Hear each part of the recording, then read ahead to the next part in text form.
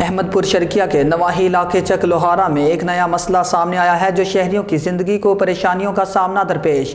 चक लोहारा में वाक़या कब्रिस्तान की सड़क पर रोज़ाना सोलंग आवाम तोड़कर ईंटें अपने घरों तक ले जाती है।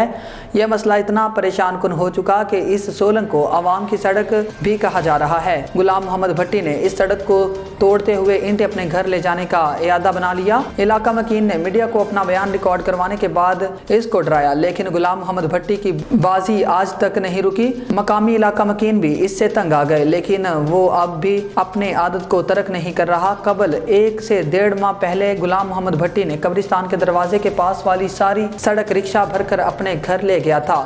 इलाके के काउंसलर्स ने इस मामले की अहमियत को ना समझा, लेकिन अब तक कोई कानूनी तौर पर एक्शन नहीं लिया गया। मकामी इलाका मकीनों ने मीडिया से बात करते हुए आला हुकाम काउंसलर को इस मसले पर नोटिस लेने की अपील की। वो चाहते हैं कि इस मसले को फौरी हल करें और इलाके की जिंदगी को आसान बनाएं। इस मसले के हल के लिए अहमदपुर शर्किया की बल्दिया और मकामी हुकूमत को फौरी एक्शन लेना होगा ताकि शहरियों की जिंदगी में बेहतरी आ सके।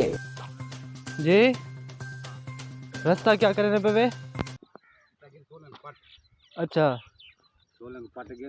हाँ ये रास्ता मिट्टी में दी जाती है। अच्छा कौन पट गए? अल्लाह जानते कौन पट गए, कोई कौन नहीं पट गया। कौन है वे तुसा?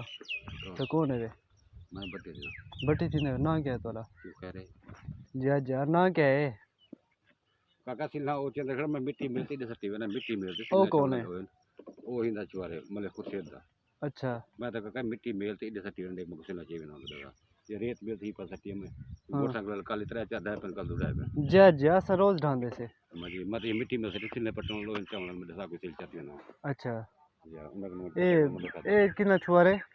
ए ही दा।